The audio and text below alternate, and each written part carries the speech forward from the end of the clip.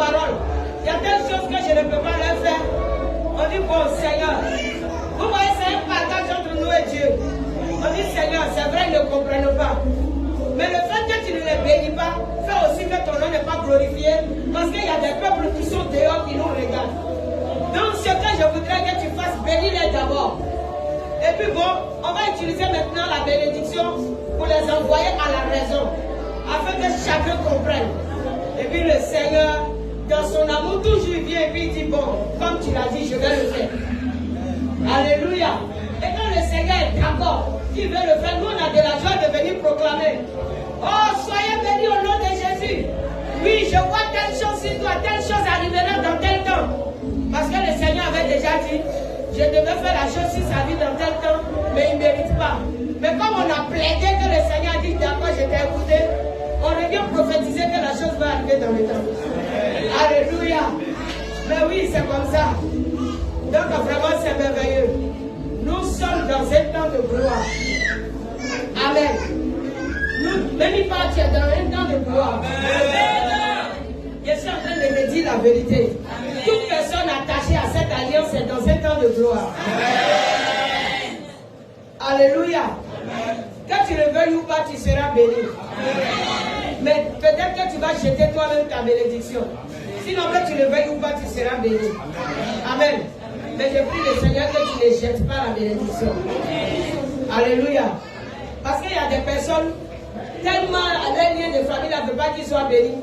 Même le Seigneur dit forcer, tiens, nourriture, il faut manger. Et puis il ne mange pas. Il croit que c'est pas bon et puis il met à la poubelle. Amen. Et puis c'est ce qui n'est pas bon là qu'il veut manger. Mais le bon que Dieu lui donne, il met à la poubelle. Seigneur, aide aussi ceux qui ne comprennent pas qu'ils veulent mettre à la poubelle. Envoie tes anges garder la devanture de toutes les poubelles où ils voudront déposer cet agneau. Alléluia.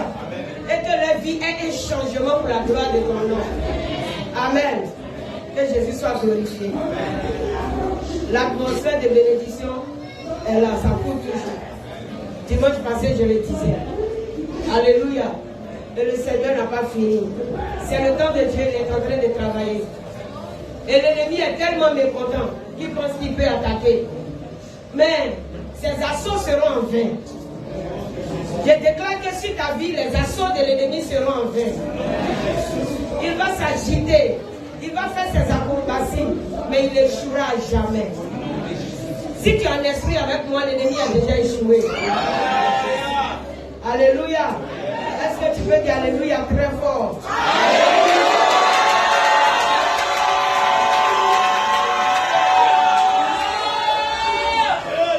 Amen. Nous serons bénis. À un temps donné, j'ai dit, Seigneur, si le peuple ne veut pas recevoir, on les prêche la parole, ils ne veulent pas changer d'attitude. D'accord, je vais me positionner seul. Je vais recevoir et puis je vais tout faire à leur place.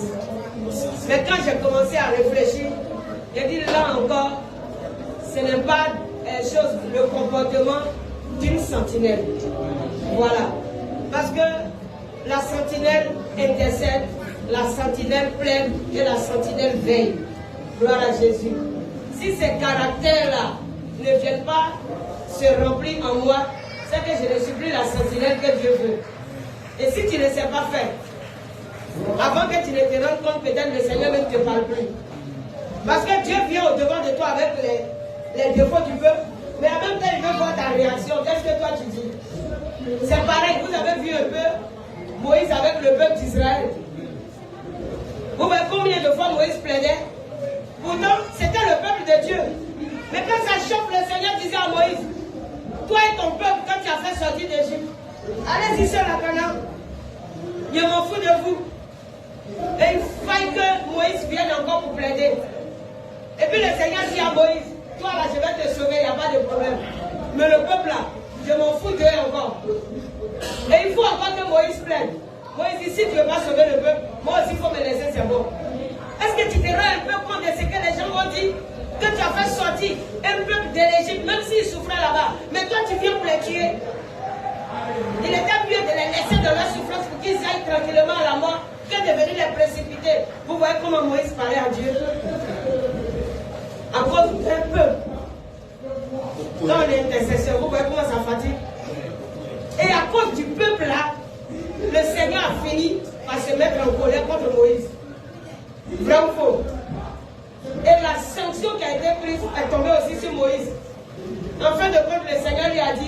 Là où on arrive là, c'est bon.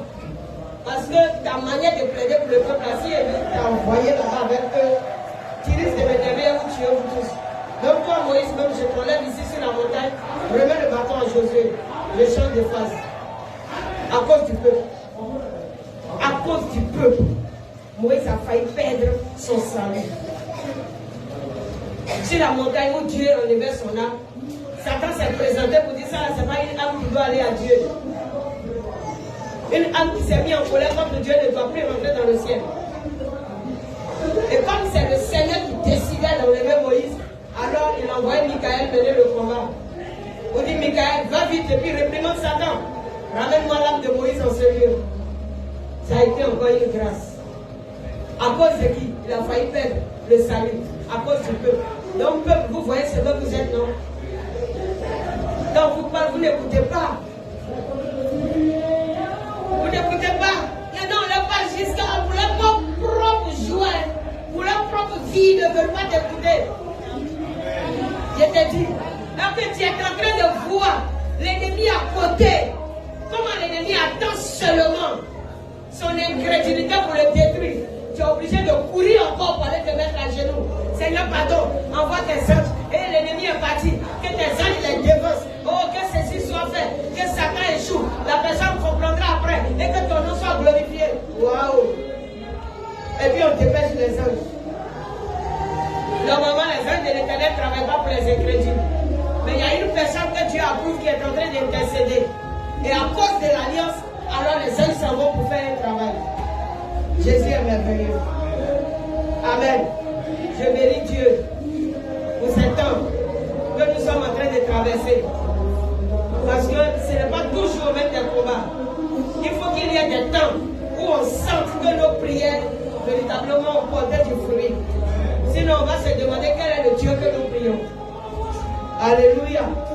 Si tu pries un Dieu qui ne parle jamais, qui n'agit jamais, c'est que tu n'as pas encore trouvé le véritable. Lorsqu'on dit Dieu, c'est celui-là qui agit. C'est celui-là qui accomplit l'œuvre de ses mains. Il n'est pas celui-là qui donne des promesses à vie, mais c'est celui-là qui accomplit ses promesses, afin que vivant, tu puisses le glorifier. Alléluia. Il y a des louanges qui sortent, qui sont vivants. Et il y a des louanges, ça sort parce que tout le monde est en train de chanter. Quand tu n'as pas expérimenté Dieu, ce qui sort à cause des autres.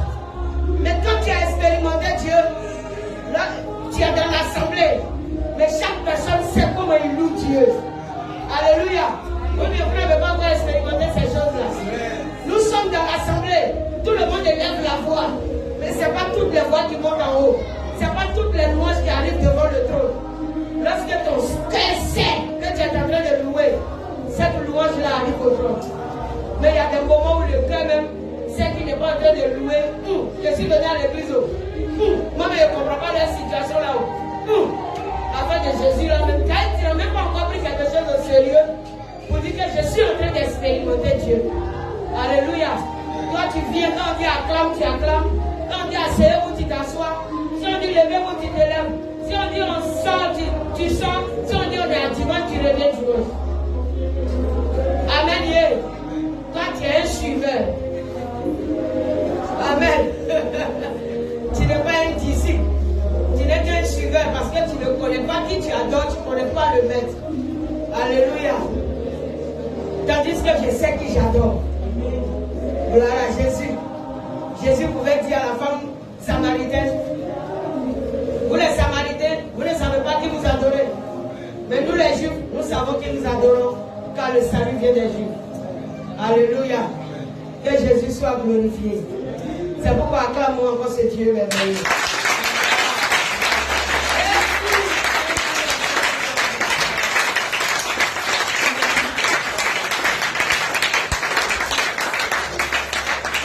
Merci Seigneur. Je sens cette atmosphère de bénédiction. Et ce n'est pas fini, on sera béni, béni et béni encore. Amen. Alléluia. D'accord? Je suis encore là. Aujourd'hui, je suis encore là. Ok, c'est pas un problème. Que Dieu continue seulement de parler et que son nom soit glorifié. Vous voyez, nous n'avons plus de chantres, nous n'avons plus de pianistes, nous n'avons plus d'instrumentistes. Ah, vraiment. C'est pas facile, non? On lui on fait avec. Les pianistes sont obligés d'être pianistes. Les chantres sont obligés d'être chantres. Et puis la semaine prochaine, je ne sais pas. Et vous-même ne sera pas là encore, mais là, je vais rester seul.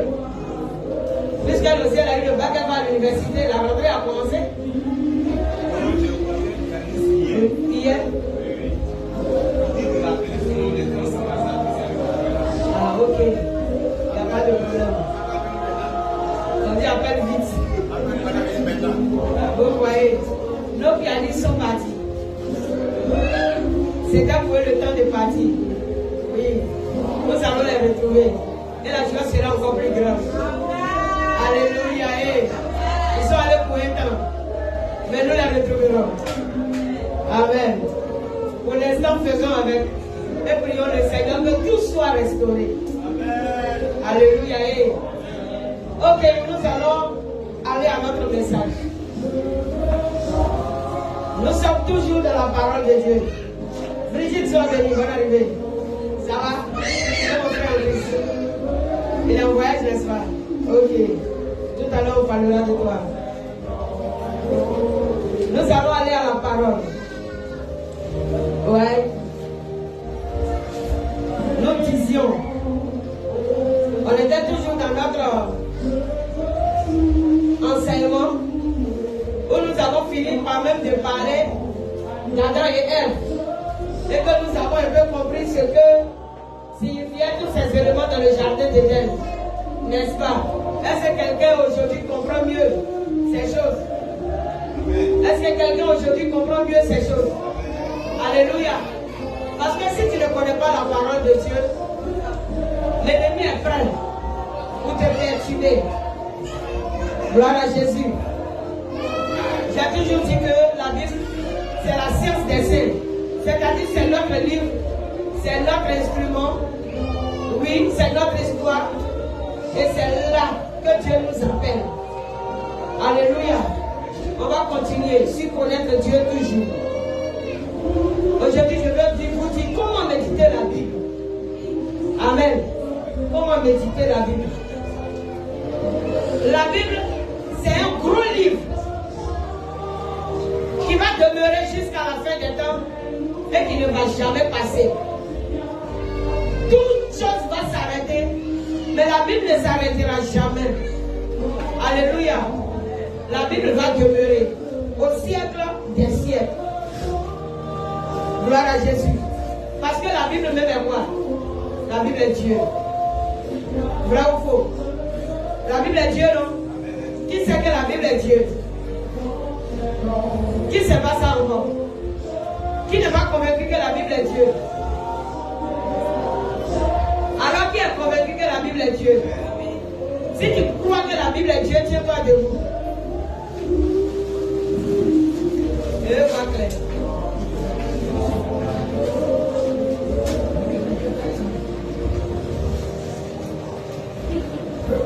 Ok. Maintenant, tout le monde se tient debout. Ceux qui croient que la Bible est Dieu, s'asseyent. Ceux qui croient que la Bible est Dieu, s'asseyent. Et ceux qui ne croient pas restent debout. Ah. Ok. Donc, ça veut dire que tout le monde croit? Oui? Tu ne crois pas en Dieu? Je ne crois pas trop quoi que la Bible est Dieu. Ah oui? Voilà, tu vas nous dire pourquoi et puis on va t'aider. Donne-lui le micro.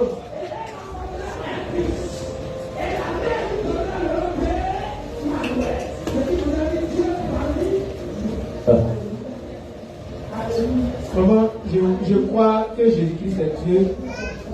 Et la Bible est la parole de Dieu qui contient. La Bible est un ensemble de livres qui contient la parole de Dieu. Dans la Bible, le diable aussi a parlé. Donc pour moi, la Bible contient la parole de Dieu. Et le diable aussi a parlé dedans. Donc pour moi, la Bible n'est pas vraiment. Ça ne me convainc pas que la Bible soit Dieu, mais Jésus-Christ est Dieu. Voilà. Jésus-Christ est Dieu. Voilà. Maintenant, où est Jésus? Ok. Prends le livre de Jean 1. Prends Jean 1. Je vais prendre là seulement d'abord. Prenons Jean 1. C'est sa compréhension. Et il a raison, il dit la même chose.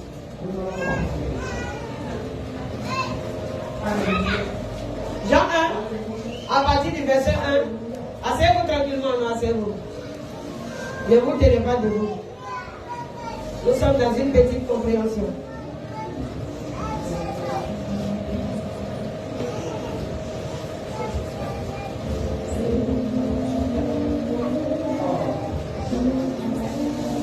Est-ce que dans la Bible, c'est le diable a parlé dans la Bible? Je vais demander, est-ce que le diable a parlé dans la Bible? Est-ce que le diable a parlé dans la Bible? Oui. Comment le diable a parlé? Le diable a parlé où Dieu lui avait demandé où tu étais quitté. Il dit, il était en promenade sur la terre, il a dit, la vu mon fils Job. Il dit, oui, je l'ai vu, c'est pas lui qui le protège, qu'il est béni, laisse y aller le détruire, tu vas voir. Et il allait le détruire et il n'a pas renié Dieu. Amen. Donc pour moi, là, est-ce que le diable a parlé dans la Bible? Est-ce que le diable a parlé? Dans la Bible, est-ce que le diable a parlé? Le diable a parlé. Oui. Alléluia. Pendant que Jésus gênait, il dit que Satan allait tenter Jésus. Ah, attends, reprends ta phrase. Reprends la phrase. Écoutez bien, parce que le français nous fatigue. Amen. La science des signes. Oui. Je disais que pendant que Jésus gênait, oui. La Bible dit que Satan allait tenter Jésus. Écoutez, regardez, écoutez-lui sa phrase. Est-ce que quelqu'un est en train d'analyser ce qu'il dit? Il a dit quoi? Qui veut répéter la phrase? Qui veut répéter sa phrase? Adèle? Merci. Il dit la Bible nous a dit, donc du coup, Satan n'a pas parlé dans la Bible, mais c'est la Bible qui est en train de te révéler quelque chose que Satan est venu dire. Alléluia. Satan n'a pas parlé. C'est la Bible qui est en train de nous révéler que Satan en ce temps a dit quelque chose. Mais Satan n'a pas sa page où lui est venu s'exprimer pour que la Bible fasse partie des dits de Satan. Amen. Est-ce que quelqu'un comprend? Donc faisons attention. Oui, sœur. C'est tout.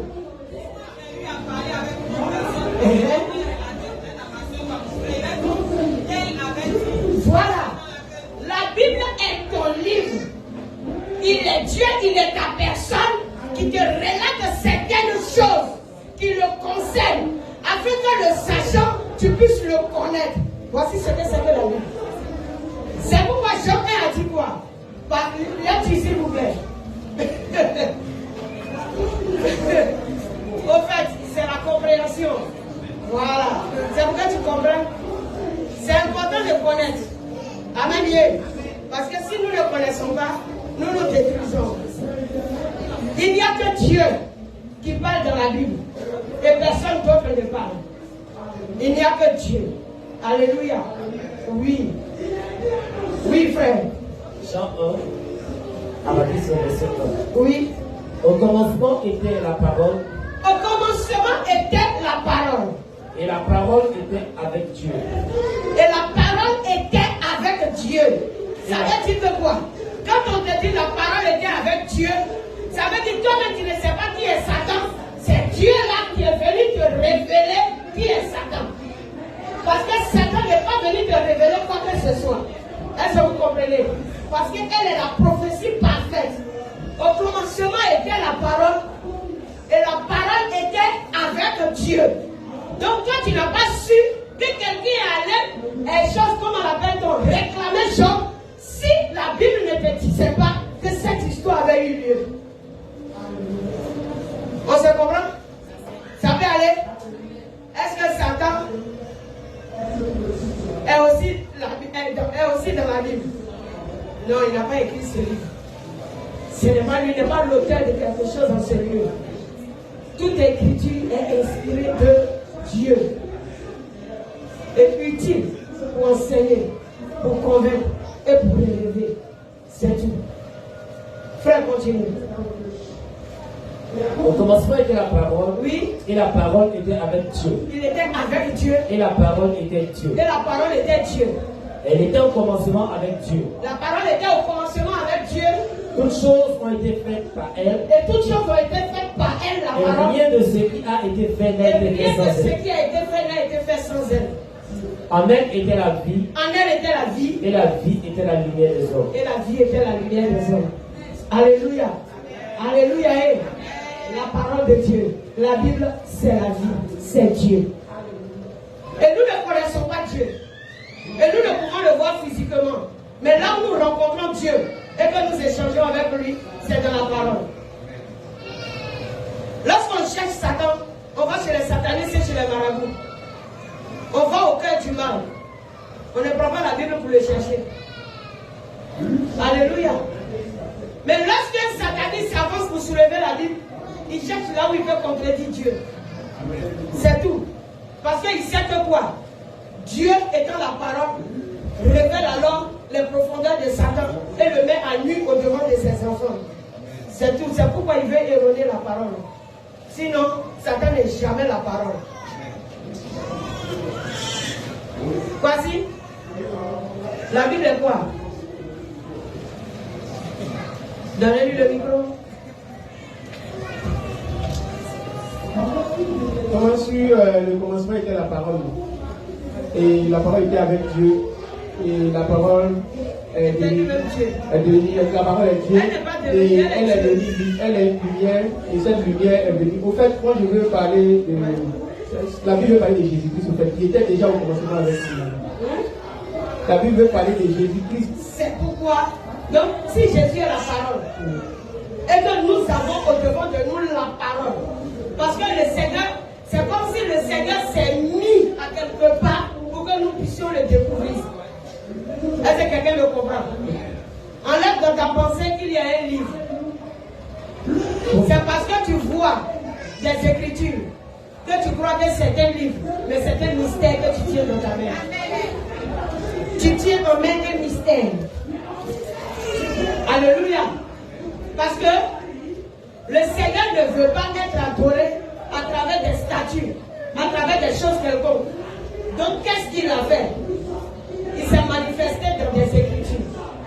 Pour que tu puisses les lire, pour que tu puisses le connaître. Et pour qu'à travers elles, tu puisses sonder tout esprit qui doit te parler.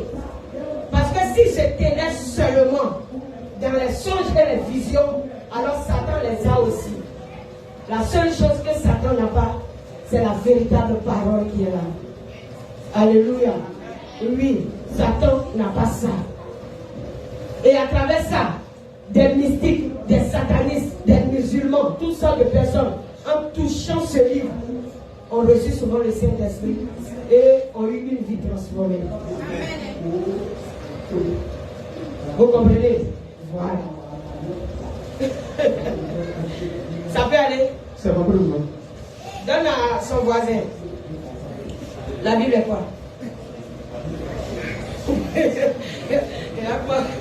Et à quoi Brigitte a souri.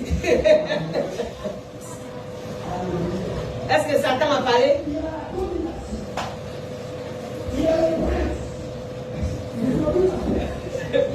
Ici, là, la question que j'avais posée, est-ce que Satan a parlé dans la Bible? Donc, quand je prends la Bible ici, Matthieu chapitre 4, verset 2.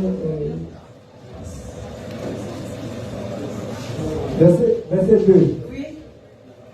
Verset 3 dit, le tentateur s'étant approché, lui dit, si tu es fils de Dieu, ordonne que ces pierres deviennent des pains. C'est merveilleux, non? Tu as dit, tu as pris quel passage? Est-ce que Matthieu a écrit un livre satanique? Non. Est-ce qu'il a écrit de la part de Satan? Non. Non. Il a donné ses révélations de la part de qui?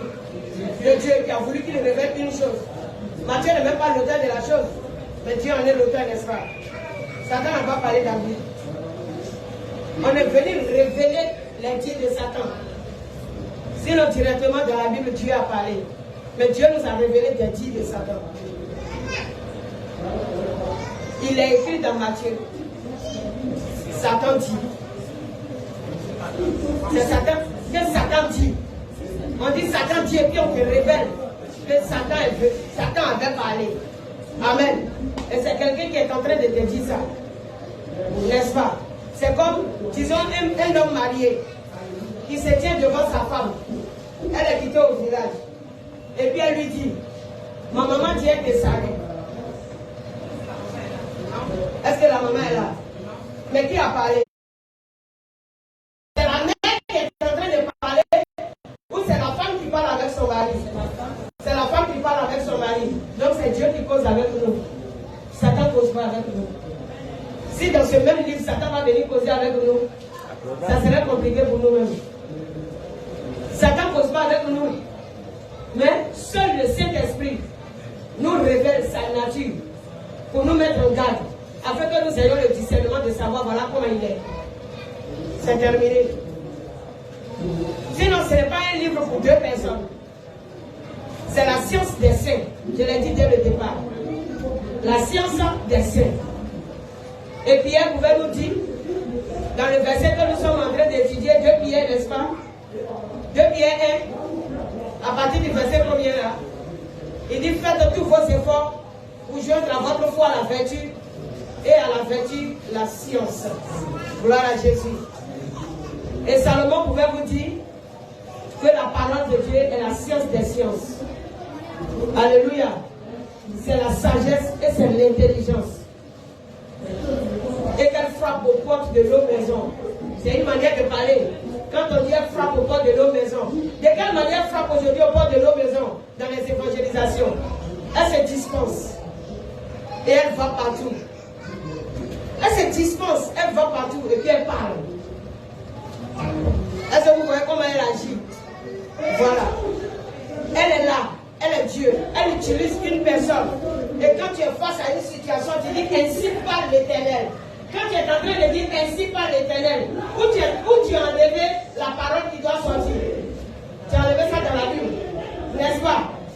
Mais tu n'as jamais pris la Bible pour dire ainsi parle Satan. Parce que quoi? La Bible ne nous présente pas Satan comme l'autorité à qui appartient ce livre. C'est pourquoi lorsque nous disons ainsi parle l'Éternel, nous faisons allusion à la parole de Dieu. Et nous faisons allusion à Dieu. Tu n'as jamais vu Dieu qui est venu te dire quelque chose. Mais tu as pris la parole pour dire ainsi parle l'Éternel. Vrai ou faux? Donc ton ainsi parle l'Éternel est quitté où? Est-ce que tu as monté au trône et que tu as échangé avec lui? Tu l'as vu physiquement? Non, mais tu l'as connu où? À travers la parole. Et quand même, il se manifeste à toi sous forme de lumière quelconque. Pour lui te véhiculer une parole, cette parole ressort encore dans la Bible. Il est la parole. La Bible est Dieu. Oui? Là où j'ai compris que la Bible est Dieu, c'est qu'on dit Dieu est la Bible dit Dieu est la parole. Oui. Et on dit la Bible est la parole de Dieu. La Bible est la parole de Dieu. Dieu est la parole. Oui. Donc là, on peut déjà comprendre que la Bible est Dieu. Est Dieu. On ne parle pas du livre physique. Non. Mais c'est spirituel qu'on juge. Alléluia. La Bible est Dieu. La Bible est Dieu. Gloire à Jésus. Et ces écrits sont Dieu. Ces écrits-là sont Dieu. Si tu commences à maltraiter un livre, tu auras maltraité un livre, mais tu n'auras pas maltraité la Bible. Est-ce que tu me comprends? Si tu commences à maltraiter le livre, tu auras maltraité un livre, mais tu n'auras pas maltraité la Bible. Parce que la Bible est Dieu. Ces écrits-là sont esprit et vie. N'est-ce pas ce qu'il a dit? Il dit, ce livre-là, il est esprit et vie. Donc, même si tu arrivais à déchirer cette page, la page existe forcément. Tu ne peux pas la déchirer. Parce que rien ne peut manquer en Dieu de ce que lui-même il a dit.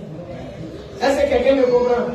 Si tu arrivais à déchirer la page, tu ne peux pas la déchirer. Elle ne peut pas disparaître. Elle ne peut pas disparaître. Il dit aucun iota ne va disparaître. Elle ne pourra pas disparaître. Amen. En déchirant, tu seras face à un livre. Mais en la méditant et en marchant selon elle, tu es face à l'Esprit Dieu. La Bible est Dieu. Donc quelqu'un m'a compris?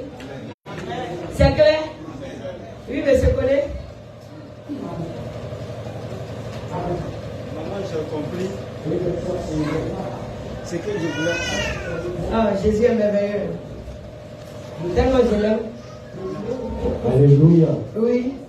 Je disais que j'ai compris, mais ce que je voulais ajouter, c'est comme aujourd'hui, moi je ne discute plus avec quelqu'un dans sa vie dans le cadre du Seigneur. Quand tu dis à quelqu'un, Jésus est Dieu, tu te dis Jésus n'est pas Dieu. Voilà. Pourtant, 1 Jean 5, le verset 20 est clair là-dessus. Oui, mais lui ne peut pas savoir parce que c'est l'Esprit qui convainc. Même il y a des chrétiens, même aujourd'hui, qui te disent que Jésus n'est pas Dieu. Pourquoi? Parce qu'ils ne lisent pas la Bible. Non, et ils ne comprennent pas les choses. Ils lisent, ils ne méditent pas. Ils Donc, ne méditent pas la Bible. Voilà, donc faisons très attention. Voilà. Dans les... Ils ne méditent pas la Bible. La parole de Dieu ne se lit pas, elle se médite. On médite la parole, on ne la lit pas. La Bible est la science des saints. La Bible est faite de 66 livres. 66 livres, Ancien Testament, Nouveau Testament. 39 livres de l'Ancien Testament et 27 livres du Nouveau Testament. N'est-ce pas? Lorsque nous prenons l'Ancien Testament, les 39 livres font 929 chapitres et 23 144 versets. Et lorsque tu prends le Nouveau Testament fait 27 livres, 260 chapitres et 7957 versets. Donc il y a 31 101 versets dans la Bible. Et tu ne peux pas retenir tous les 31 101 versets. C'est pourquoi il faut vivre l'esprit. Quelqu'un m'a compris? C'est l'esprit qui est la vie. Alléluia. Sinon, comment tu peux réciter 31 101 versets? C'est combien de versets de la Bible tu veux connaître même si même tu dois bosser par cœur? Il y a des moments où nous sommes en train de prêcher et puis nous connaissons la parole. Et même le passage même là, voilà, n'est pas là. Mais ce n'est pas le passage qui est la parole, mais c'est la parole qui est la parole. Est-ce que quelqu'un me comprend? Voilà, oui. Oui. Peut devenir. Oui.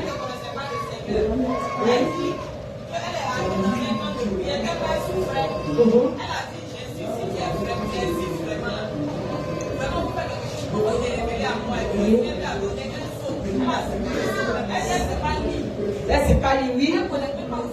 C'est comme ça.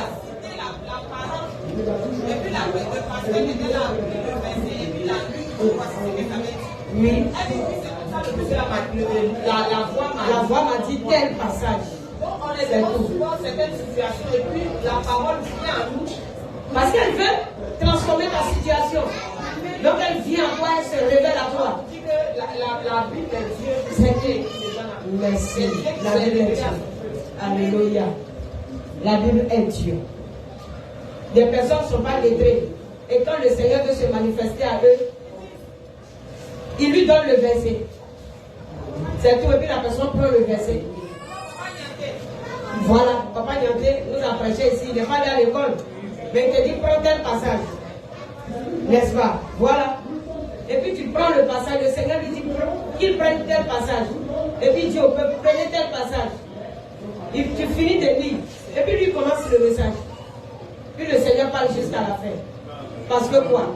Dieu se révèle. C'est sa parole qui est là. Donc quand il se révèle, ouais, c'est ça. Dieu se révèle. La Bible est la parole de Dieu. La Bible est Dieu. Au commencement était la parole. Donc, relis ce passage, ils vont bien entendre. Jean 1, chapitre 1, Jean 1, verset 1. Ouais. Au commencement était la parole, Oui, et la parole était avec Dieu, oui. et la parole était Dieu. Au commencement était la parole, et la parole était avec Dieu. Ça veut dire que si la parole n'est pas venue se révéler elle-même, on ne peut la connaître. La parole était avec Dieu, et la parole était Dieu. Amen. Oui, vas-y. Verset 2. Elle était au commencement avec Dieu. Oui. Toutes choses ont été faites par elle. Par elle. Et rien de ce qui a été fait n'a Elle été était fait sans elle. elle. Voilà, qui a créé toutes choses? Qui a créé toutes choses? C'est tout, c'est la parole. Dieu te dit que c'est lui la parole qui a tout créé.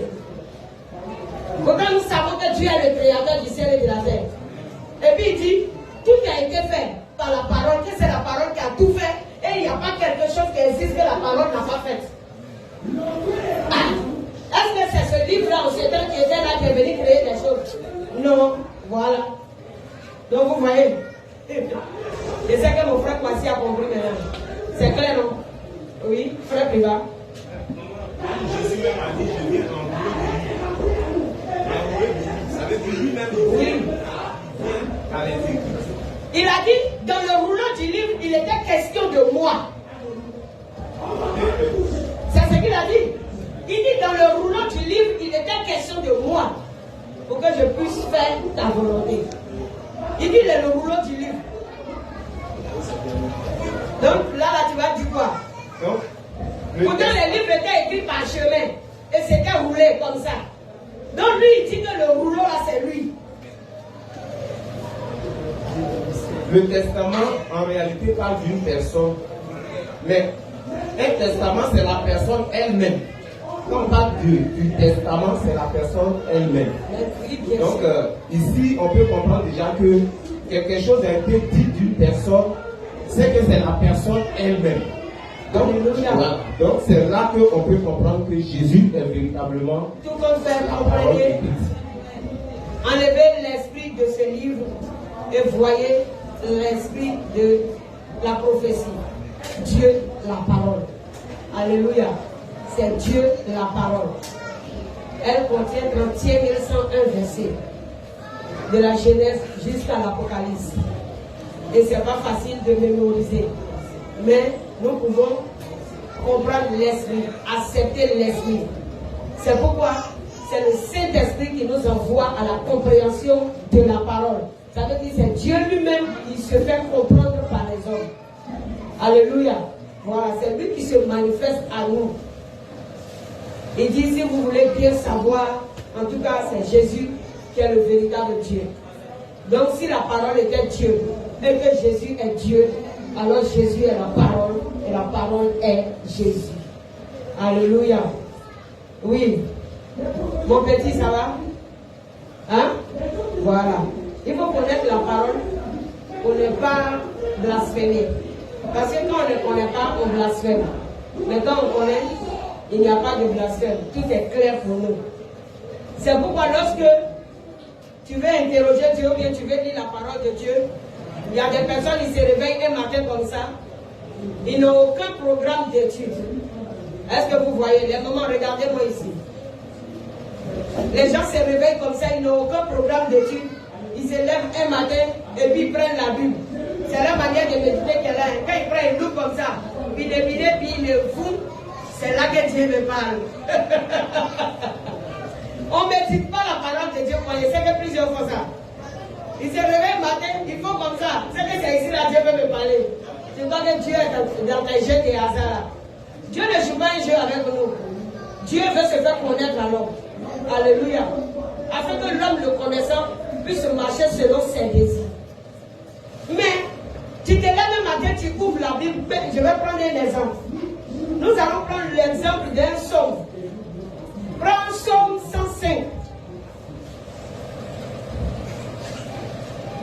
C'est pour vous envoyer un peu à comprendre certaines choses. Bine, bine, bine. Tu ouvres la parole. Et puis tu es là, tu tombes sur un passage. Ah, le jour que le passage là n'arrange pas, il dit non, c'est pas là. Parce que lui, il veut que le passage réponde à son entendement. Non, c'est pas là. Et puis on cherche encore un autre passage. Vous voyez? Oh, vraiment, c'est pas à faire. Hein? Dis à quelqu'un, on ne médite pas comme ça. Dis-lui fort, on ne médite pas comme ça. Ok. C'est pas comme ça. Ok, prends le psaume 105. Tu regardes le verset 27. On va lire une parole comme ça. Psaume 105. Oui. Verset 27. Hein? Le Seigneur dit quoi? Imagine que tu t'es réveillé un matin, tu as ouvert la Bible, c'est tombé sur Psaume 105, le verset 27. Et puis tu lis le passage. Lis-nous le passage, on va voir. Il accomplit par son œuvre des prodiges au milieu d'eux. Il accomplit par son pouvoir des prodiges au milieu d'eux. Il fit des miracles dans le pays de Cham. Ça veut dire quoi? Il fit des miracles dans le pays des Cham. Ça, c'est la parole.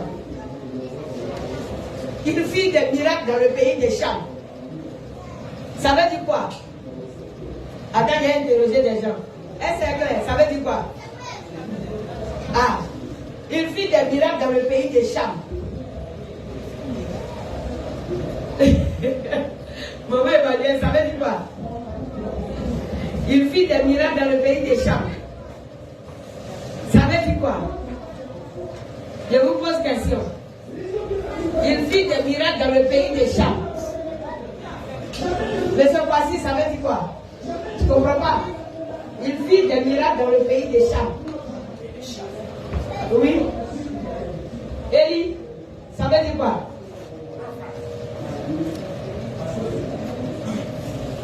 Là, tu veux méditer ma tête, tu as ouvert la Bible au hasard. Ça tombe. Psaume 105, le verset 27. Il fit des miracles dans le pays des Cham. Ah. Yves, ça veut dire quoi? Tu ne comprends pas? Ah, ok. Élie, dis-nous, hein, tu vas l'intéresser. Oui, il fit des miracles dans le pays des Cham. Tu comprends la partie là comment? Pourtant, dès que le verset est lu, moi je comprends la partie. Pourquoi qu'est-ce que je comprends? Pourquoi qu'est-ce que je comprends? Maman Maïs, ça veut dire quoi? Ah, c'est fort. C'est pas facile. Hein? Ça veut dire quoi? On dit là, il fit des miracles dans le pays des Cham. Ah, c'est quel pays qui s'appelle Cham? Il y a un pays qu'on appelle Cham. Est-ce qu'il y a un pays dans la Bible qu'on appelle Cham? C'est un miracle qui s'est produit. C'est un miracle qui s'est produit.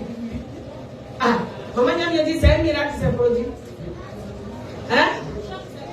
Ah, Cham c'est une personne. Son pays c'est où? Où est son pays? Mais Cham là, c'est pas le Dites-moi ce que vous savez. C'est pour vous envoyer à comprendre comment on médite. Parce que vous vous réveillez le matin, boum, c'est là que Dieu m'a parlé. C'est quand tu connais Dieu que Dieu te parle. Quand tu ne connais pas Dieu, il ne te parle pas comme ça. Ah, tu ne connais pas Dieu, Dieu ne peut pas te parler. Parce que pour que tu puisses échanger avec une personne, il faut bien que tu rencontres la personne.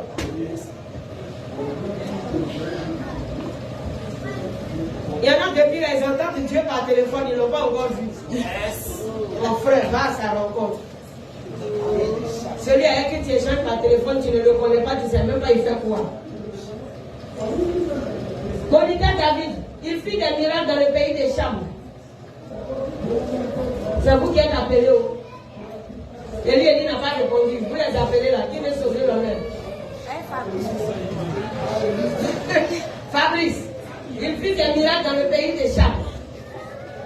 Ah, ça là, c'est compliqué. Monsieur Koné, il fit des miracles dans le pays des Cham. Il y a eu une transformation dans la vie de Cham. Il y a une transformation dans la vie de Cham. C'est faux. Ah. C'est faux.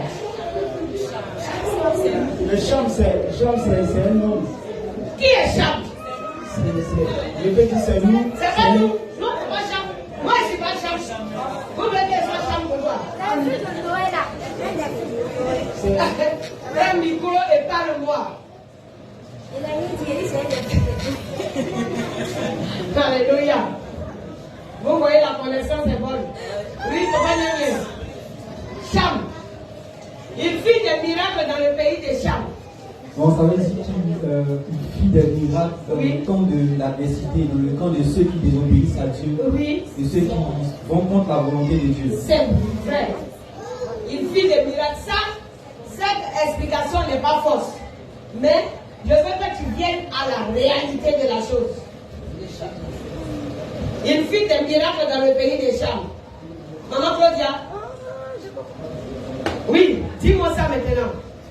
Tu as compris, dis-moi. C'est que Ézéchiel t'a soufflé, il faut parler. Il n'a pas fait. J'ai bien dit qu'il a fait des miracles. Il a fait des miracles en Égypte, quelque chose comme ça.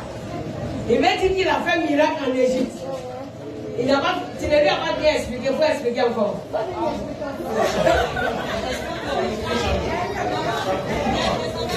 Non, pas le monsieur a fait des questions.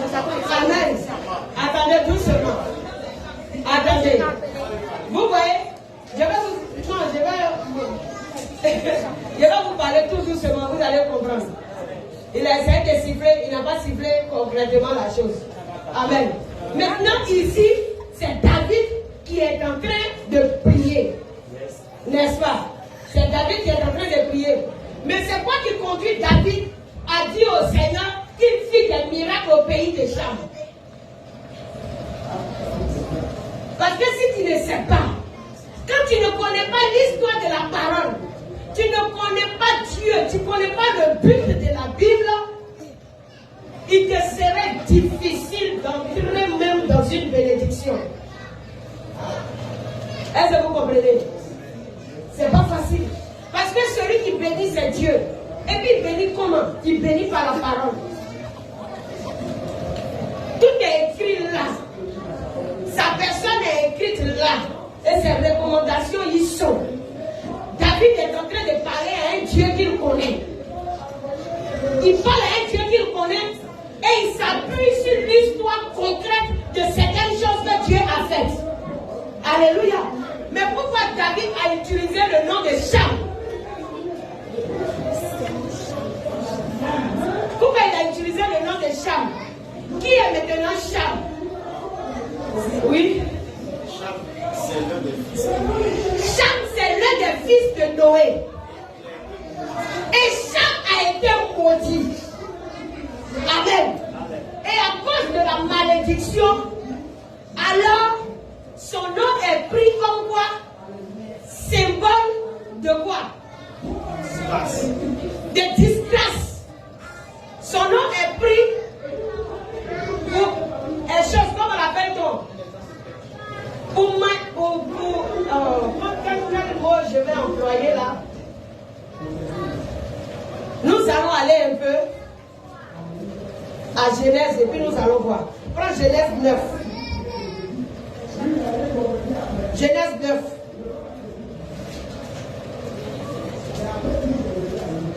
On va aller à Genèse 9. Au commencement. Genèse. Genèse 9. Oui. Vous voyez la méditation de la parole, non? Genèse 9, à partir du verset 20. Écoutez bien. Genèse 9. Oui. À partir de son verset 20. À partir du verset 20. Noé commença à cultiver la terre. On dit Noé commença à cultiver la terre. Et planta de la vigne. Et planta de la vigne. Et il but du vin. Il a bu du vin. Il s'enivra. Il s'est enivré. Et se découvrit au milieu de sa tente. Et il s'est découvert, on dit non, au milieu de sa tente. Cham, père de Canaan, vit la nudité de son père. Vit la nudité de son père. Et il le rapporta dehors à ses frères. Et puis il est parti rapporter ça à ses frères. Alors, Vous voyez, Cham, père de Canaan. Là, ils ont dit Cham, père de Canaan, pour parler de quoi? De ses descendants. Alléluia. On veut parler de ses descendants. Cham, père de Canaan. Mais là, il ne s'agit pas du Canaan que Dieu t'a promis comme pays d'élévation. Si tu ne médites pas la parole de Dieu, tu ne le sauras pas. Il s'agit des Cananéens qui ont été chassés lorsque les Israélites sont arrivés. C'est de ce Canaan-là qu'il est question. Il est question des Cananéens qui ont été chassés. Et on te dit ici que Cham, qui avait été maudit par son père, est donc le père de Canaan. Vous ne comprenez pas, oh? Vous êtes en train de comprendre. Vous dites que quoi? Il est maudit, il est rejeté, et le père de tous ceux-là qui seront aussi rejetés selon l'alliance que Dieu a tissée avec son serviteur. Parce que la chose est rejetée, alors Dieu accepte que ça soit rejeté. C'est pourquoi faites attention. On dit, alors, Cham, père de Canaan, vit la nudité de son père et il le rapporta dehors à ses frères. Continue. Verset 23. Oui. Alors Sem et Japheth prit Alors Sem et Japheth prit le manteau, le mit sur les épaules, le mit sur les épaules, marchaient en reculant et couvrit la nudité de leur pour père. couvrir la nudité de leur père. Comme leur visage était détourné, Comme leur visage était détourné, il ne vit point la nudité de leur il père. ne vit point la nudité de leur père. Ça veut dire que c'est un péché. Que vous prenez vos enfants pour aller vous laver déjà. Vous les papas et les mamans qui vous lavez avec vos enfants dans la douche là. C'est pas normal. Un enfant ne doit pas découvrir la nudité de ses parents. Vous prenez plaisir à ça. Ou bien, comme on doit aller au puits, et puis c'est fatigant, la même chose là, je les lave, et puis je les lave, et puis on se rince ensemble. Pardon, fais un peu d'effort, il faut puiser 2 seaux. À cause de ton enfant. Vous qui vous lavez avec vos enfants là, c'est péché. Un père ne doit pas montrer sa nudité à son enfant, et l'enfant ne doit pas voir la nudité de ses parents. C'est sacré. Continue. Verset 24. Oui. Lorsque Noé se réveilla de son vin, il apprit ce que lui avait fait son fils cadet. Il a vu ce que son fils cadet a fait. Il était le cadet. Le second. Et il dit, maudit soit Canaan. Maudit soit Canaan. Il a laissé Cham. Regarde ce qu'il a dit. Maudit soit Canaan. Ça veut dire qu'il parle des descendants. Donc quand il maudit tes descendants, ça veut dire toi-même tu es déjà maudit. N'est-ce pas? Voilà. Quand une maman s'arrête au devant de Dieu, elle dit, toi je maudis tes enfants. Ça veut dire que c'est toi la maudite. Parce qu'elle ne veut pas voir ta restauration dans ta vieillesse. Maudit soit Canaan. Oui. Maudit soit Canaan. Oui. Qu'il soit l'esclave des esclaves de ses frères. Qu'il soit l'esclave des esclaves de ses frères. Il dit encore. Et il dit encore. Béni soit l'Éternel. Béni soit l'Éternel. Dieu le Sem. Le Dieu de Sem. Et que Canaan soit leur esclave. Et que Canaan soit leur esclave. Vous voyez comment Noé a prononcé la malédiction. Pourtant, les descendants de Sem, on les appelle les Sémites. Ok, Abraham, David et Jésus sont Sémites. Amen. Vous voyez un peu. Ok, les descendants de Japheth, c'est vers l'Europe et ils se trouvent. Et tandis que Cham s'est dirigé vers l'Afrique. Et l'Égypte et tous les frontières de l'Afrique sont les régions de Cham.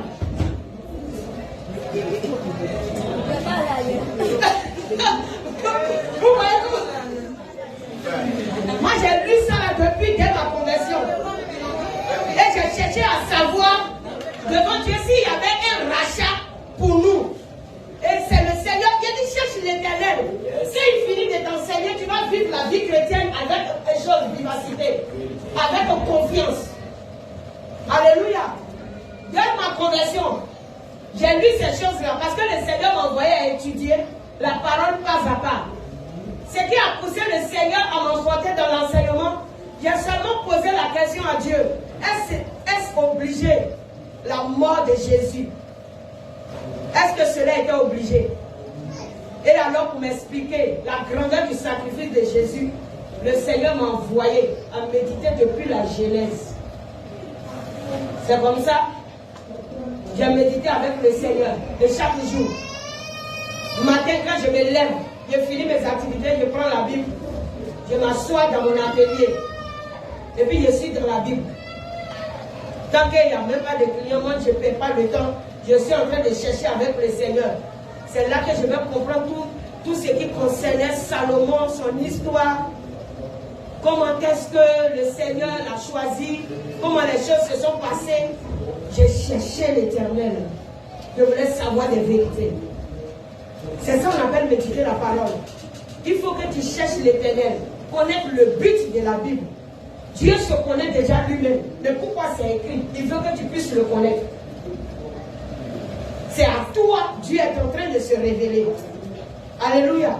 Et en méditant la parole, alors tu comprends pourquoi Dieu parle de telle et telle chose. Tu n'es plus au niveau de ceux qui sont là à discourir inutilement. Non.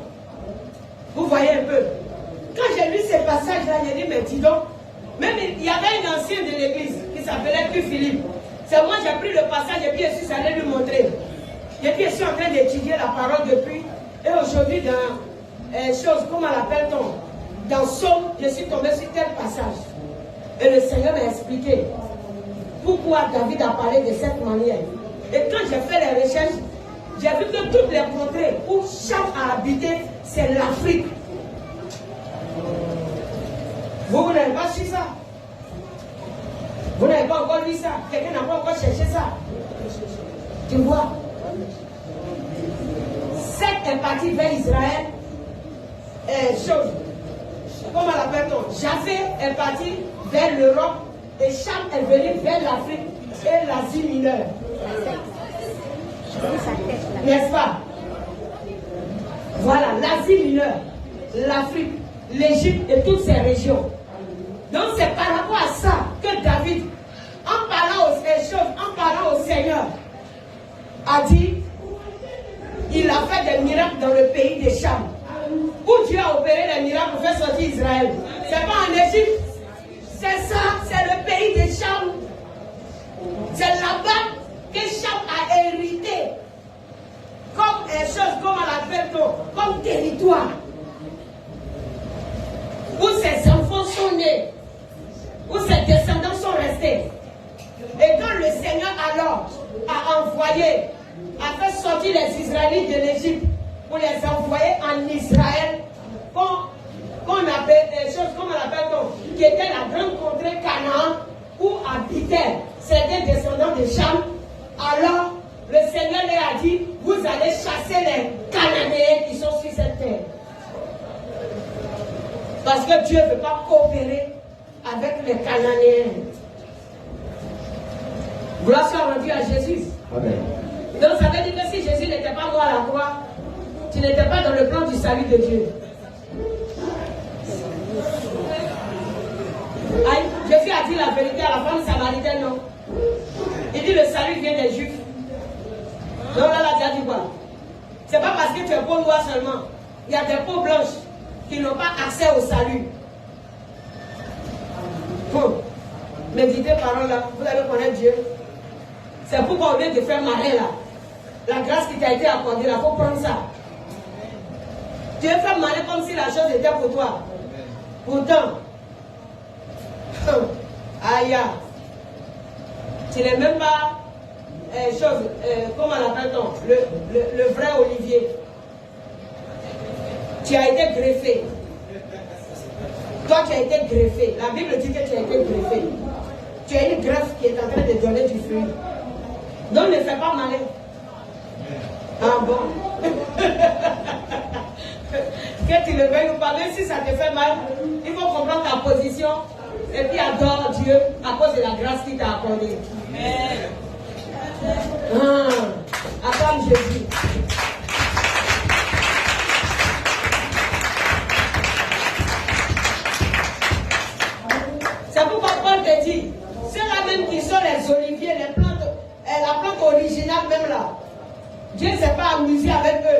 Donc toi qui as été greffé là, faut faire attention. Ou bien, quelqu'un peut me trouver ce passage-là? Oui, oui. Oui, je crois que c'est dans le livre de Corinthiens là. Frère, tu peux me trouver ça? Les Corinthiens. Les enfants de Dieu, lisent pas la parole de Dieu. C'est pas bon, hein? Lisez la parole, sinon c'est pas bien. Méditez. Entre Romains et Corinthiens. C'est Romains, non? Romains 6. À partir du verset.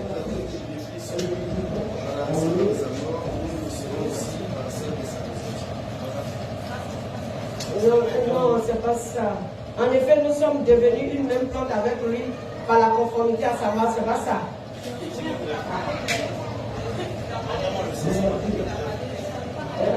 Il a parlé de l'olive. Tu te rappelles?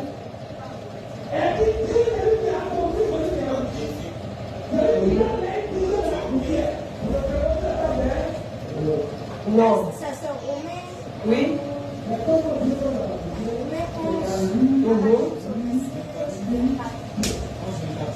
Romains 11, 24.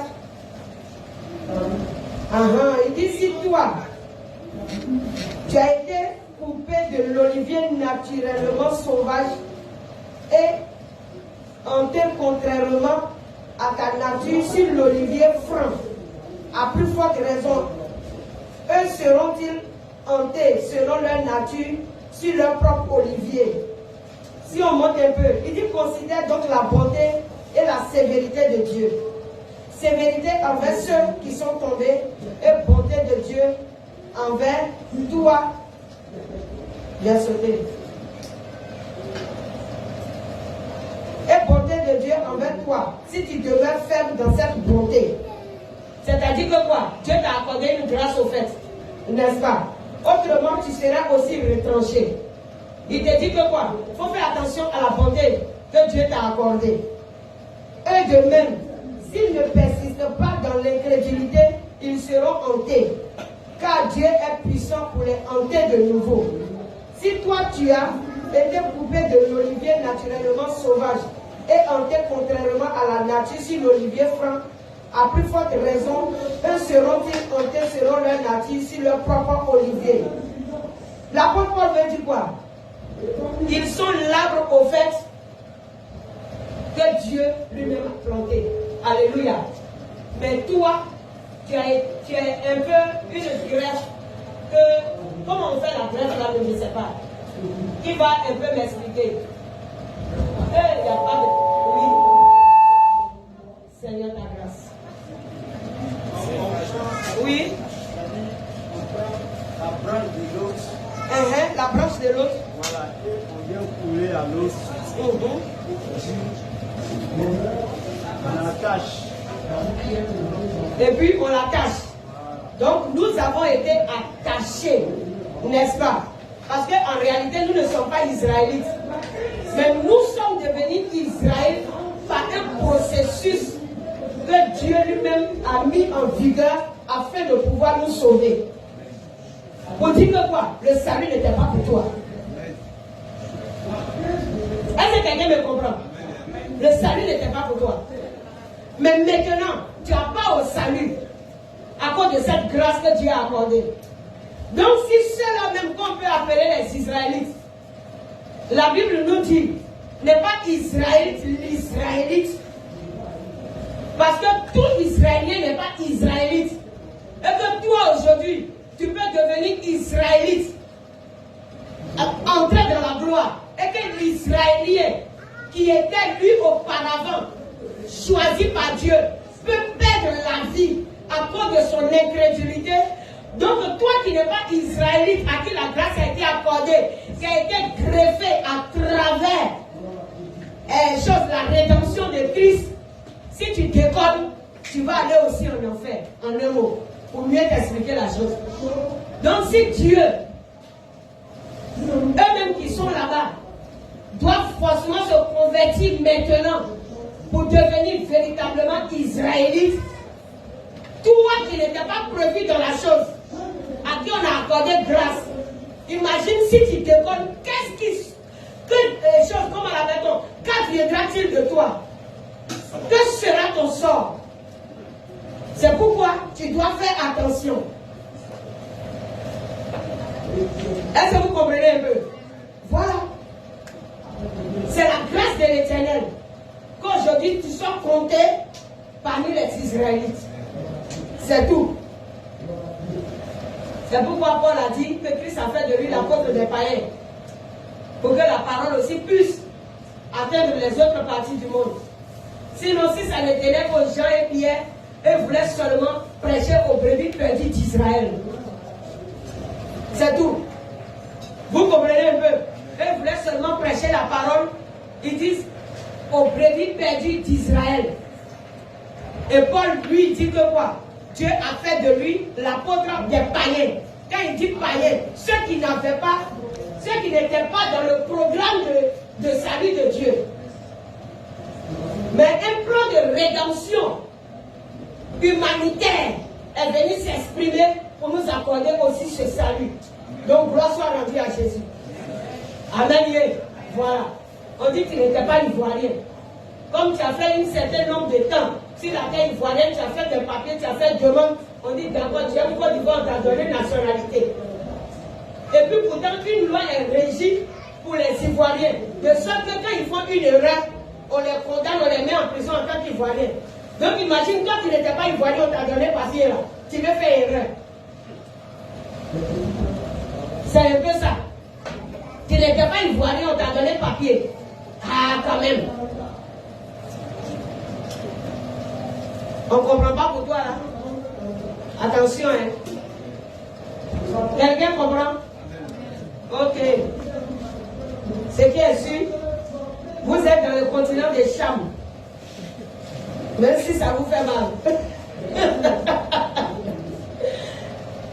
Donc, si tu lis ce passage, ce psaume de David, que toi tu ne connais pas l'histoire, donc tu comprends ce verset-là de quelle manière? Tu ne peux pas comprendre le verset.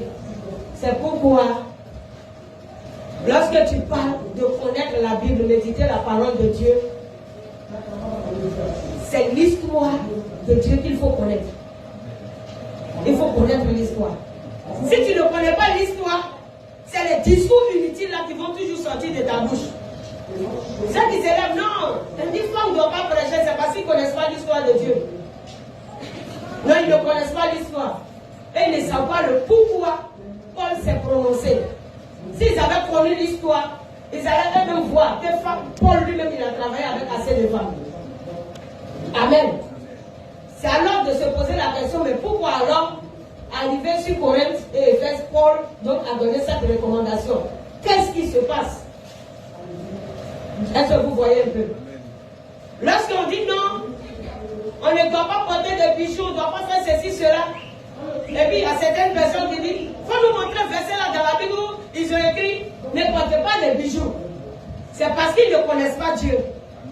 Ils ne connaissent pas la parole de Dieu. Sinon, lorsque tu connais Dieu, tu sauras qu'il a parlé. Amen. Alléluia. Oui, si tu connais Dieu, tu sauras qu'il a parlé. C'est tout.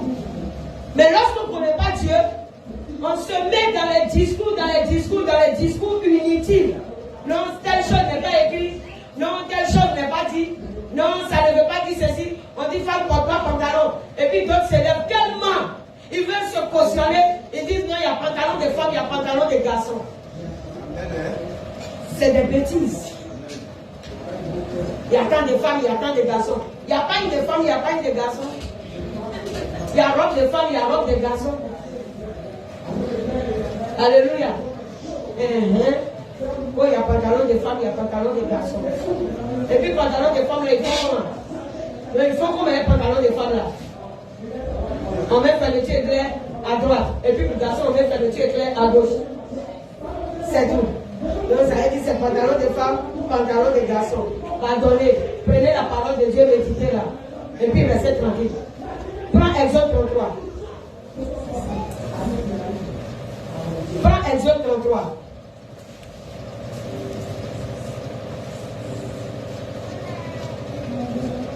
Aujourd'hui, je vous parle de méditation. Exode 33. Oui, à partir du verset 1. Écoutez bien, lisez un peu, puis vous allez voir. Exode 33 à partir du verset 1. Exode 33 à partir du verset 1. Oui. L'Éternel dit à Moïse, L'Éternel dit à Moïse, pars d'ici, toi et le peuple que tu as fait sortir du pays d'Égypte. Oui. Monte vers le pays que j'ai juré de donner à Abraham. Monte vers le pays que j'ai juré de donner à Abraham, à Isaac et à Jacob. En disant, je le bénirai à ta postérité. Je le donnerai à ta postérité. Je le donnerai à ta postérité. J'enverrai devant toi un ange. Je vais envoyer devant toi un ange. Et je chasserai les Cananéens, Oui. les Amoréens, Oui. les Étiens, Oui. les Phérésiens, Oui. les Éviens Et les Jébusiens. Monte vers ce pays où coule le lait et le lait. Mais je ne monterai point au milieu de toi, Oui. de peur que je ne te consume en chemin. Car tu Tu es un peuple beaucoup roide. Amen. Amen. Regarde ce que le Seigneur est en train de dire à Moïse. Je vous envoie à comprendre la parole. Alléluia. Est-ce que des personnes me suivent? Amen. Est-ce qu'on peut acclamer Jésus?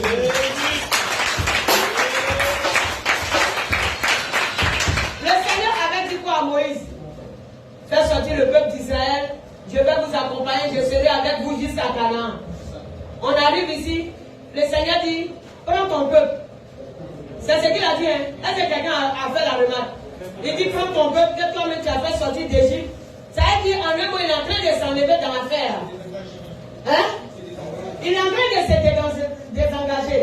Il dit, prends ton peuple que toi-même tu as enlevé dans le pays d'Égypte. Là où, quand je vous avais dit, j'allais être avec vous, j'allais vous accompagner, j'ai fait ceci, cela. Il faut le prendre. C'est qu'ainsi continuez votre chemin. Parce que je ne vais pas monter avec vous.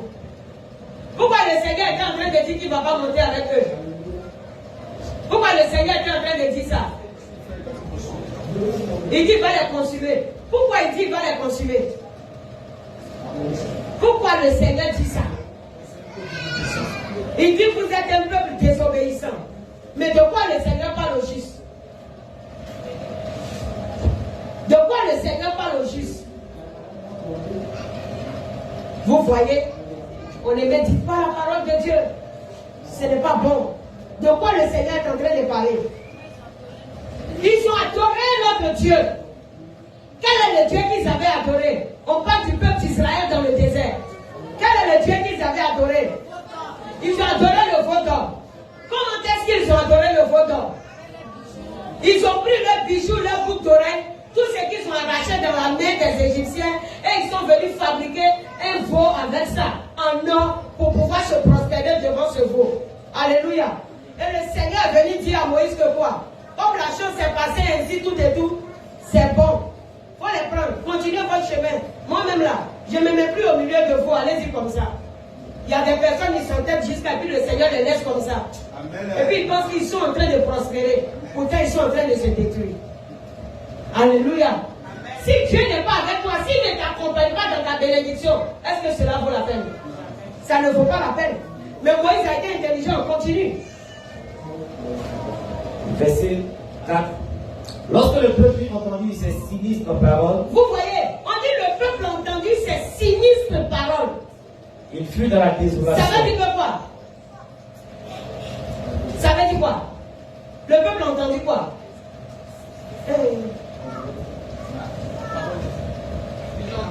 La colère de Dieu. La colère. C'était des paroles de colère. Ça veut dire que Dieu n'était pas en train de leur dire partez, vous serez bénis. Le Seigneur était en train de leur dire continuez votre route. Ces bénédictions-là qui t'intéressent, ça veut dire moi-même Dieu qui veut te bénir là, je ne t'intéresse pas. Il faut partir, il faut aller prendre bénédiction là. C'était une manière de parler, mais c'était de la colère que Dieu était en train d'exprimer. Donc le peuple a reconnu tout de suite que Dieu était en colère. Amen. On dit lorsque le peuple eut entendu ces sinistres paroles, il fuit dans la désolation et personne ne mit ses ornements. Pourquoi Dieu est fâché? Et puis c'est affaire de on met pas de bijoux qui est maintenant en jeu. Est-ce que vous voyez? Et personne ne mit ses ornements. Continue frère, verset 5. Verset 5. Oui. Et l'Éternel dit à Moïse. Et l'Éternel dit à Moïse. Dis aux enfants d'Israël. Dis aux enfants Vous d'Israël. êtes un peuple au cou roi. Vous êtes un peuple au cou roi. Si je montais Si je montais un seul instant au milieu de toi, je te je consumerai. vais te consumer. Ôte maintenant tes ornements Ôte maintenant tes ornements de dessus toi de dessus toi. et je verrai ce que je Et ferai. je verrai ce que je ferai. Ça dit, commence d'abord par te débrouiller, puis je vais voir si je peux te bénir ou pas. Amen. Commence à ôter d'abord tes ornements, et puis je verrai. Parce que dès l'instant que tu agis de cette manière-là, je ne veux même plus voir que même tu es en train de mettre un bijou sur toi. Parce que ça va m'énerver, je vais te tuer. Quand il dit je vais te tuer, ça veut dire quoi? Je ne vais plus t'accepter dans mon royaume. La bénédiction ne viendra plus de moi sur ta vie. Et je ne vais plus marcher avec toi, ni dans tes combats. Si je descends, c'est toi-même je vais tuer. Donc je préfère te laisser aller comme ça. Et si tu as été béni, ça n'engage que toi, mais à la fin, tu ne vas pas me retrouver. Parce que je ne veux pas monter au milieu de toi. Maintenant, si tu veux que je revienne, il faut enlever tout ce que tu as comme bijoux, sinon je ne veux pas. Ôte tes ornements. Alléluia. Et le Seigneur, si tu prends le verset 34, c'est-à-dire, va et médite. Il va dire à Moïse, Moïse va plaider en faveur du peuple. Et puis il va dire à Moïse, ce sont là mes recommandations avec Israël. S'ils obéissent à ce que j'ai dit et qu'ils se débrouillent, alors j'irai avec eux. Dans le cas contraire, je les laisserai aller seuls et puis ils ne me verront pas. Mais quand quelqu'un n'a pas encore médité la parole, lorsque tu viens lui dire, mon frère, il faut te débrouiller, ma soeur, il faut te débrouiller, il te dit, c'est écrit où même dans la Bible. Je te montrer ça comment? Tu ne veux pas connaître la Bible, tu veux que je te montre ça de quelle manière? Ou bien, il pense que peut-être moi je n'ai pas l'argent pour payer chaîne là, et puis boucle d'oreille, c'est à cause de ça, je ne mets pas. Sinon, j'ai mis ça aussi. Avant de rencontrer ici. Mais quand j'ai rencontré la parole, alors je ne mets plus. C'est tout, je ne mets plus. Moi, je me voilais déjà depuis l'Assemblée de Dieu. Et souvent, à cause des sœurs qui peut-être insistent, ah, Madame Casson, tu exagères. Ah, toi aussi, quand même, tu es une belle femme, un peu de tout. Ça dit un peu, tu mets, un peu, tu enlèves. Mais après, à un temps donné, on prend la décision. Non, je ne vais plus me laisser asservir par quoi que ce soit. Même la parole des hommes ne va plus m'envoyer à désobéir à Dieu. C'est ma décision. Alléluia. Parce que marcher avec Dieu, c'est une décision. Il a dit au peuple d'Israël, si tu n'enlèves pas ces ornements-là. Et lorsque tu médites la parole, c'est à te poser la question. Mais avant que le peuple ne soit dans le désert, est-ce que les ornements étaient recommandés? Voilà comment on médite la parole, c'est de chercher à connaître Dieu. Est-ce seulement c'est à cause de vos dons que le Seigneur l'a refusé? Ou bien les ornements sont venus après? Au temps des Israélites, l'or et l'argent, on prenait pour faire assez de choses. Mais le Seigneur ne voulait pas seulement que son peuple se décore avec. Il ne voulait pas. Sinon, on pouvait faire toute forme d'ustensiles, certaines choses, voilà, pour décorer, tout et tout. C'est le décor des meubles, c'est le décor des maisons, c'est le décor de certaines choses, et non le décor de l'homme. Mais les Cananéens, eux, se décoraient avec ces choses-là. Et puis vous savez qu'en ce temps, le peuple d'Israël n'était pas un grand peuple. Et pour prendre femme, les femmes étaient prises dehors, et elles avaient déjà leur attitude là sur elles. Alléluia. On va prendre le livre de choses, comment l'appelle-t-on? Pas Exode 34 même. Je veux qu'on prenne le livre de Genèse. Genèse 35, je crois. Prenons Genèse 35. Je cherchais même cela matin là. Genèse 35. Ça c'est avant que le peuple d'Israël ne soit avec Moïse dans le désert. Genèse 35.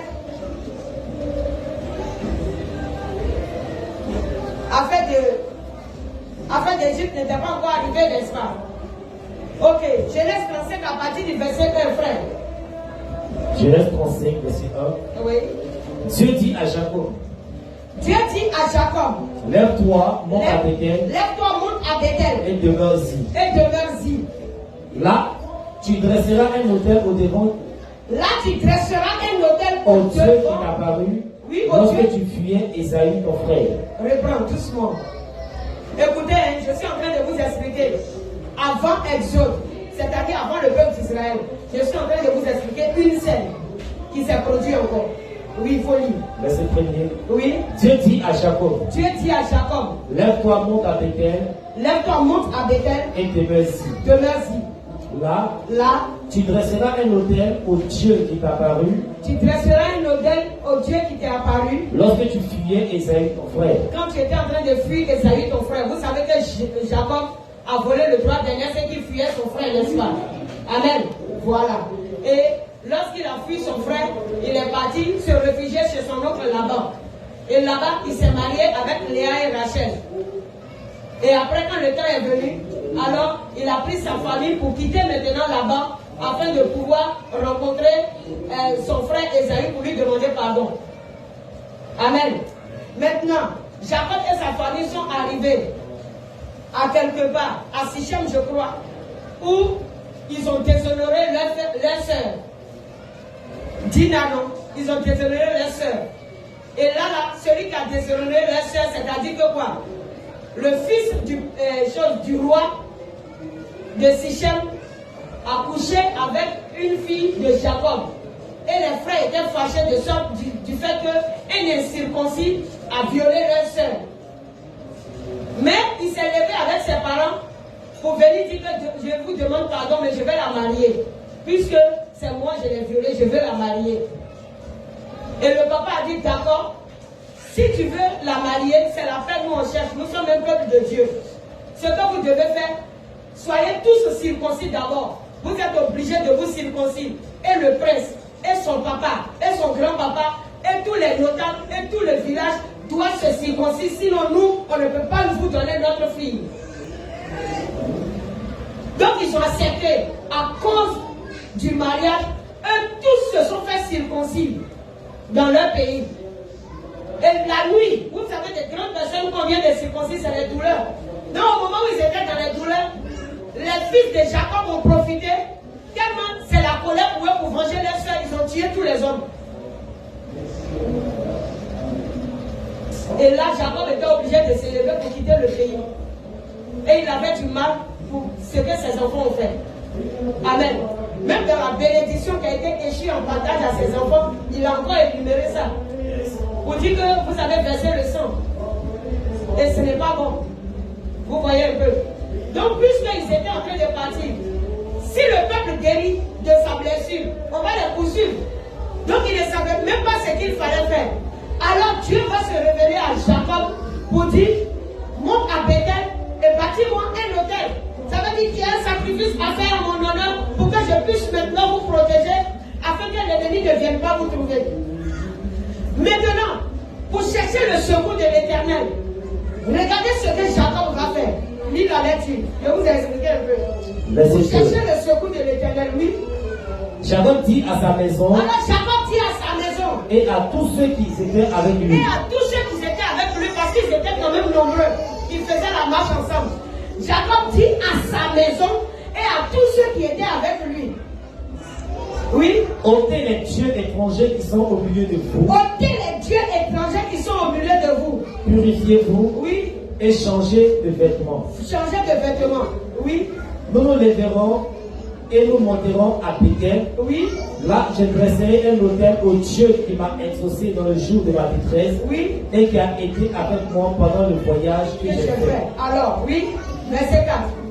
Il donnait à Jacob tous les dieux étrangers. Il donnait à Jacob tous les dieux étrangers qui étaient entre leurs mains.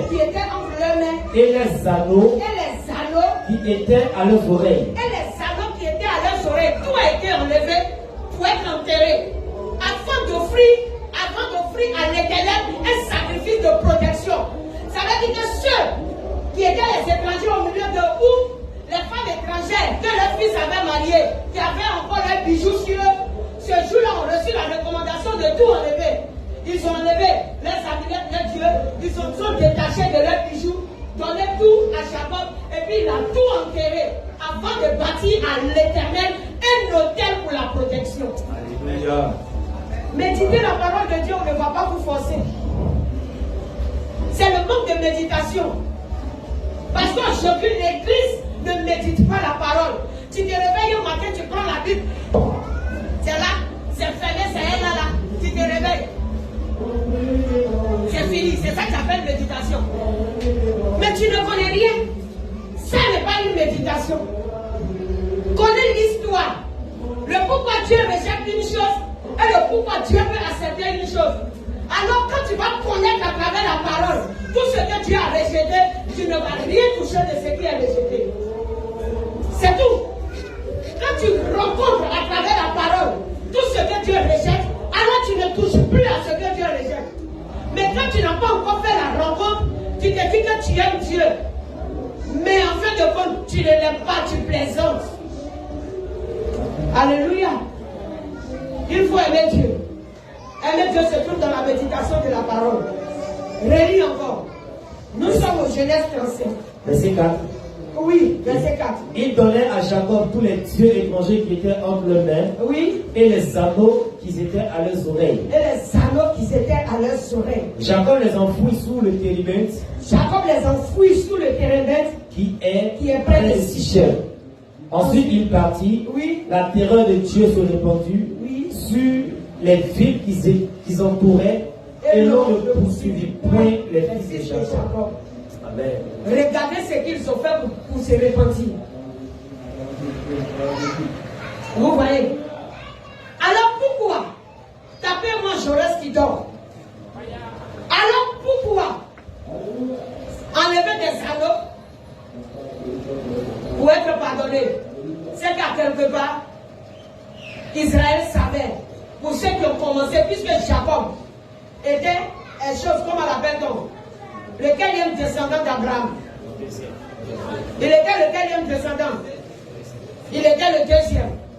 Donc du coup, ce qu'Abraham a appris de Dieu, alors il inculquait cela à ses enfants. Mais le peuple n'était pas encore élargi, de sorte que les enfants étaient obligés d'aller chez les parents cananéens pour pouvoir prendre femme. Vous voyez un peu. Et les femmes qu'ils ont prises en ce temps avaient déjà leur adoration, leur coutume. Mais c'était eux maintenant les fils d'Abraham qui sont venus les transformer du moins. Quelqu'un me comprend? C'est pourquoi lorsque Rachel quittait ses parents, elle voyait le Dieu de son père comme le Dieu qu'il fallait adorer. Elle ne connaissait pas encore le Dieu d'Abraham. Vous voyez un peu? Elle ne connaissait pas le Dieu d'Abraham. C'est tout. C'était leur coutume. Mais Jacob a atterri chez son oncle Laban, qui ne faisait pas partie du choix de Dieu. Mais il fallait quand même que Jacob se marie, il fallait qu'Ésaü se marie, il fallait qu'Isaac se marie. Quand Isaac devait se marier, Abraham envoyait son serviteur jusqu'à dans sa maison pour aller prendre femme à Isaac. Mais elles n'avaient pas encore les enseignements de tout ce que Dieu a donné à Abraham. C'est étant à la maison qu'ils ont reçu des enseignements.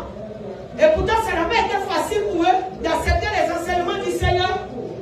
Mais toutefois qu'une situation se présentait, on les obligeait alors de se dépouiller, de se réjouir de la parole de Dieu, d'entrer dans la loi de Dieu, afin de pouvoir être exaucés. Voilà comment les choses se passaient. Sinon, en Genèse ici, nous étions avant la sortie des enfants d'Israël de l'Égypte. Mais néanmoins, Jacob a enterré tous les bijoux. Qui a déjà lu et médité cette partie-là? C'est pourquoi la Bible dit, je me laisse trouver par celui qui me cherche. Parce qu'en un mot, quand tu prends la parole de Dieu, tu n'es pas en train de le chercher. Tu es en train de chercher un verset qui va aider ta journée. Cherche Dieu. Ne cherche pas des versets qui vont t'aider. Alléluia. Je vais m'arrêter là. Que Jésus soit glorifié. On attend le Seigneur.